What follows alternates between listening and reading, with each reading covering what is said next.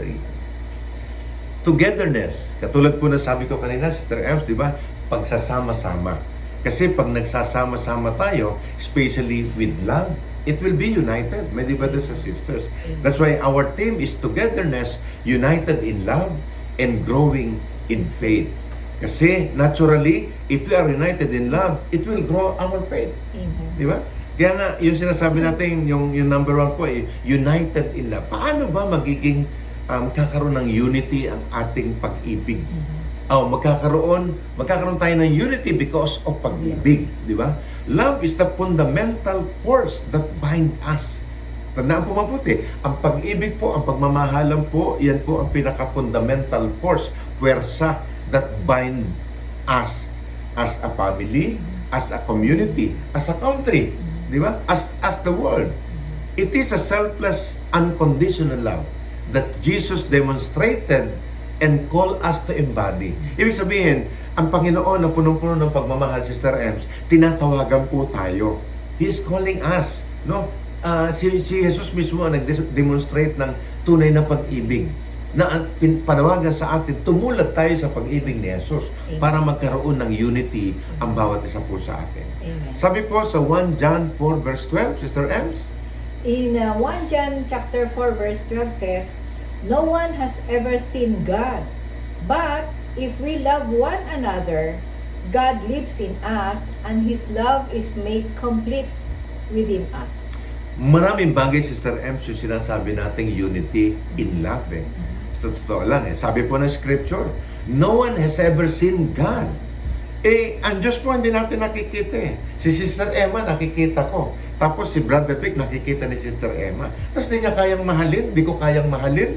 How much more that we keep telling God, God, we love you.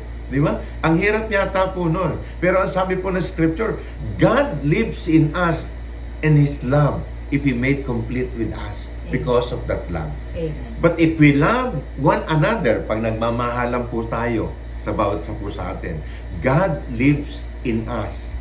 And His love is made complete with us. Amen. Ito po yung sinasabi ng ating, inanament kasi ng Panginoon yung sinasabi na love your neighbor as you love yourself. Bakit? Kasi po, ang hirap mahalin ng kapwa katulad ng pagmamahal mo sa sarili mo. Like for example na lang po, ang nanay na tumatanda na, nanay o tatay na tumatanda na, madumi na, no? Ibig sabihin, let us say, nagpupo. Naku, paano mo ngayon aasikasuhin yun kung wala kang pag-ibig? Amen. Di ba? Yun ang ibig sabihin nun eh. Kaya inamend po ng ating Panginoon yung sinasabing, love your neighbor as you love yourself. Sabi ng Panginoon, love one another as I have loved you. So the pattern, Sister MC, Jesus, ang ating Panginoon. Kung ang titignan natin ang pamantayan ng pagmamahal, pamantayan po ng pagmamahal ni Jesus ang susundin po natin. Para matupad natin yung sinasabing love one another. When we prioritize love, my dear brothers and sisters, we create an environment Of course. where everyone feels mahalaga ka, valued, naiintindihan kita, no? We understand you, and supported each other. This unity in love reflects God's perfect nature and bring us closer together. Totoo naman yun eh. Subukan nyo po, pag nag-away-away, meron bang closer? May closeness ba? Wala po, mga kapatid. Kaya po, yung pong love na tunay na nanggagaling sa ating Panginoon, natutularan po natin, yun po yung love na magbabind po sa atin para tayo magkaroon ng pagkakaisa o unity. Amen. Togetherness with love. Second is growing in faith. Paano yung mag-grow sa ating pananampalataya? Faith is the anchor or the foundation that keep us steady amidst life's storm. Kung may mga pagsubok, kung may mga hinaharap tayo na something na maguguluhan tayo, ang faith po ang pinakatuntungan po natin. It is through faith that we find strength. Of course, totoo naman yung strength eh. Strength, hope, and purpose. Amen. Yun yung nagbibigay sa atin. Sabi po sa Hebrew 10, verse 24 to 25, Mr. Ems? In Hebrews 10, verse 24 to 25 says, "And let us consider how we spur one another on toward love and good deeds, not giving up meeting together, as some are in the habit of doing, but encouraging one another. And all the more as you see the day approaching. Okay din po yung nagtatawagan. Okay din po yung nagme-message sa cellphone. Pero iba po yung face-to-face.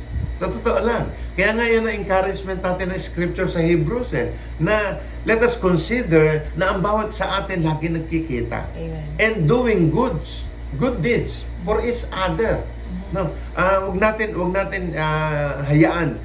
Totoo po 'yon. Subukan po natin na tayo po hindi na makipag-ugnayan o hindi na tayo umattend ng prayer meeting o hindi na tayo umattend ng gathering natin. Time will come, mapipil mo na lang para ka nag-iisa.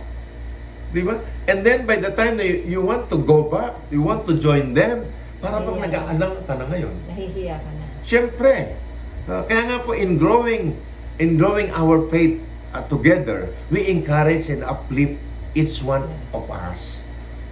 Uplift one another, brothers and sisters. Our collective faith journey becomes a source of inspiration, reminding us that we are not alone. Hindi ako nag-iisa. Amen. Sa totoo lang, ang sarap po ng sama-sama. We share our burdens, joys, learning from each other. Natututo kay Sister Emma, natututo si Sister Emma sa akin. Experience drawing closer to God. Amen. Yun ang pinakamasarap po mga kapatid na no man is an island. Kailangan may kasama po tayo. Amen. And then kailangan nakatutok tayo sa ating Panginoon. Di ba, Sister Ems? The other one is embracing together. Paano ba sinasabi natin yung sama-sama po tayo? True togetherness goes beyond physical proximity, yung ating physical natin, yung Face ating to face. katawan. It's about emotional and spiritual connection. Meron din nating uunlarin din po natin yung ating spiritual connection to each other. Sabi sa Colossians 3 verse 14, Sister Ems, In Colossians 3 verse 14 naman, ang sabi is, and over all these virtues, put on love, which binds them all together in a perfect unity. pag sinabing sama-sama, nagkakaroon po ng perfection ang ating unity, yung pagkakaisa. This perfect unity grounded in love, my dear brothers and sisters, transform our relationship in our communities. Nagkakaroon transition I don't know, siguro you will be amazed, no, pag nagsasama-sama tayo, especially ang baon natin pag nagkita-kita tayo ay pag-ibig ng Diyos, my dear brothers and sisters, para tayo isang community na nagmamahalan. It foster an atmosphere that we can grow spiritually, my dear brothers and sisters, knowing that we have a supportive network that nurture our faith. Galing sa iyo, galing sa akin, galing sa atin lahat, nagsasama-sama tayo, nagdadasal po tayo, sama-sama tayong nakikipag-ugnayan sa bawat isa. Amen. Let us have some practical steps to foster our togetherness. Amen. Number one is pray together. Yung pagdadasal po ng sama-sama, pagrorosaryo, no? Yung sinasabi ni Father Patrick Payton. Before na, a family that prays together Stays together. is together. Regular prayers strengthen our bonds with God and each other, my dear brothers and sisters. Kaya nga sa amin, we see to it na hanggat magagawa namin si Sister Emma, nakakapag-rosaryo kami dalawa, sabay kami, nagpapalitan po kami. It aligns our heart with God's will and brings us unity. Pagka po sama-sama tayo nananalangin, my dear brothers and sisters, kaya ngayong prayer meeting is parang tatawag natin ito, corporate prayer Di ba? A misa, corporate prayer, nagkakaugnayan po tayo, nagkaka-share po tayo ng bawat isa, my dear brothers and sisters. Second is by sharing and listening. Sharing and listening, no? Open communication about our faith journey, struggles, victories, bring us understanding. Alam mo yung Sister Rems, pagka nag-grouping tayo, di ba? Kunyari, nag-share si brother ganito, magugulat ka na lang. Yung sharing niya, pareho ng buhay mo. Amen. Di ba? Amen. Tapos sa kanya, na-accomplish na, sa'yo hindi pa. So ngayon, matututo ka ngayon to strengthen our faith. Yun yung masarap nung nagsishare ka, tapos nakikinig ka.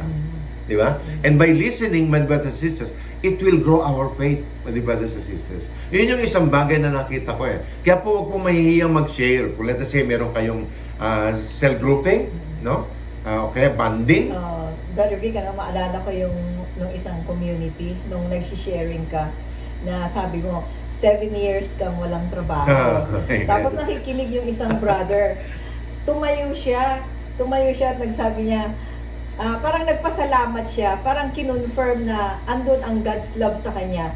Kasi before daw siya nagano sa renewal, 2 years na wala siyang trabaho, di ba? Parang ganon. At inisip daw niyang magpakamatay. Tapos sabi niya, eto si Brother Vic, 7 years. Buti hindi ka nagpapakamatay. Sabi ko naman, ang sagot ko naman po, brothers and sisters, bakit po ako magpapakamatay? May Diyos ako. Amen. Yun siguro yung sinasabi ni Sister Emma, senior ni Sister Emma. Kasi yung 2 years nung brother na yun, wala pa siya sa renewal. Wala pa siya sa renewal. So, ibig sabihin, yun ang kahalagahan na meron kang Diyos. Ay, teka muna, Sister M, teka muna, Brother Vic. Bakit? Wala ba akong Diyos? What do I mean? Yung pong relationship. Relationship. Yung mutual relationship natin sa ating Panginoon. Is yours? Or it's my relationship with God is really mutual na? Di ba? Pag sinabi mong mutual, yung meron na kayong rapport ng ating Panginoon. Deeper relationship. The third is serve together. Yan, isa mahalaga po yon. Especially po sa mag-asawa. Kung magagawa po, buong pamilya. Amen. Buong pamilya. Di ba? Meron ako isang na-witness, yung pinuntahan ko nung Friday night. Nag-outreach ako. Ang nanay at tatay, nagsiserve kay Lord. Yung tatay, speaker. Yung anak, 2 speaker.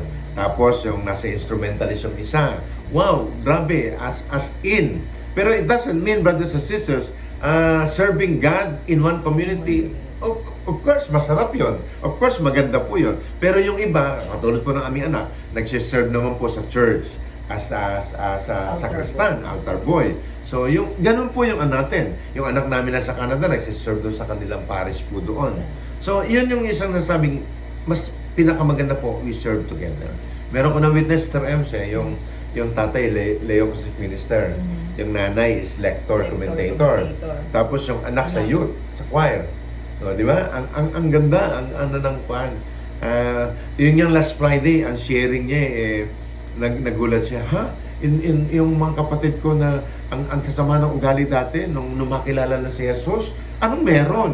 So siya din, na-encourage siya ngayon. So he strives because of the love of God.